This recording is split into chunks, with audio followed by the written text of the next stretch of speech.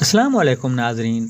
बकरी फार्मर की सबसे बड़ी परेशानी, अगर आप लोग बकरी फार्मिंग शुरू कर रहे हैं या कि अभी शुरू कर चुके हैं और आपको ठीक से समझ भी नहीं आ रही कि किस तरह से फार्मिंग को आप कामयाब बना सकते हैं, तो सबसे पहले आपको यूँ समझे कि इन्फॉर्मेशन होनी चाहिए कि बकरी फार्मिंग किस तरह चलती है। अगर आपको सब कुछ मालूम हो गया तो आपके लिए बहुत ही इजी हो जाएगी बकरी फार्मिंग।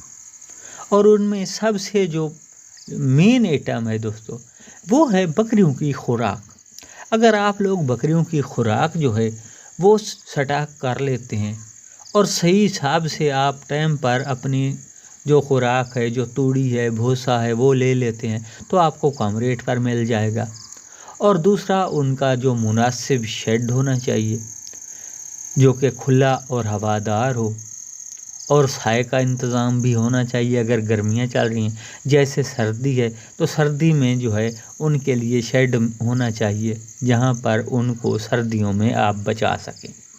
और दूसरा, सर्दियों में जो तूड़ी होती है, ये भूसा, ये भी आपको ज़रूरी खिलाना पड़ता है। अगर आप लोग सर्दियों में भूसा नहीं खिलाते तो आपकी जो बकरियां होती हैं वो पानी भी कम पीती हैं। अगर भूसा आप खिलाते हैं तो उससे जो आपकी बकरियां होती हैं वो पानी भी ज़्यादा पीती हैं।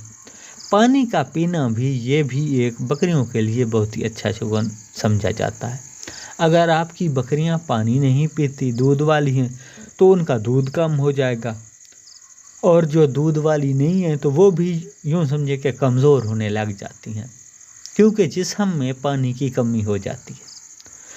और अगर आप खाली सब्ज़ चारे पे चल जाते हैं तो खाली सब्ज़ चारा खिलाते हैं तो उससे जो है आपकी बकरियां को मोशन लग जाते हैं और फिर आपको मोशन की ट्रीटमेंट भी करनी पड़ती है, जो कि मुश्किल काम है।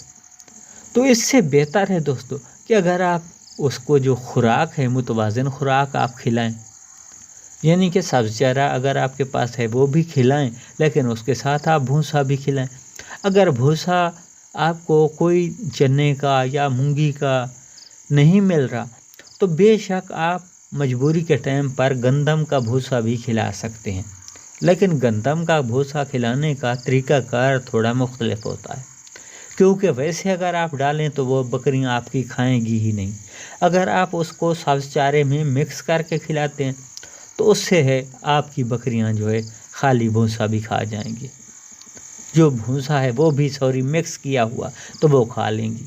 अगर आपके पास चने का या मूंगी का भूसा है तो वो आप खाली भी डालते हैं तो वो आपकी बकरियां खाती हैं।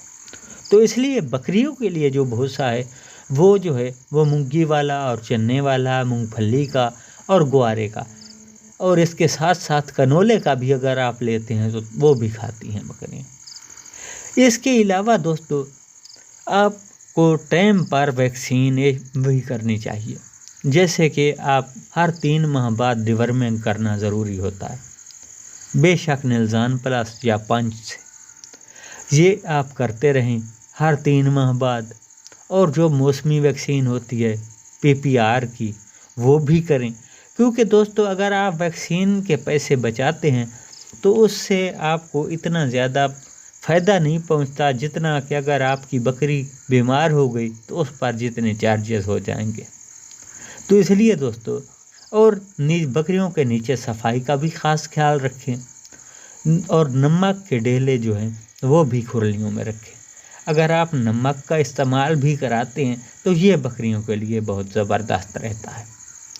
और बेशक आप ताकत वाली जो खुराक है इसकी तो जितनी आप खिला सकते हैं खिलाएं। सर्दियों में तो जितनी आप खिला सकते हैं खिलाएं। गर्मियों में ये होता है कि अगर आप खिलाते हैं गंदम का दलिया तो उससे आपको उसके साथ साथ सरसों का तेल भी इस्तेमाल कराना पड़ता है, वरना जो है आपकी बकरी गर्मी करने लग जाती है।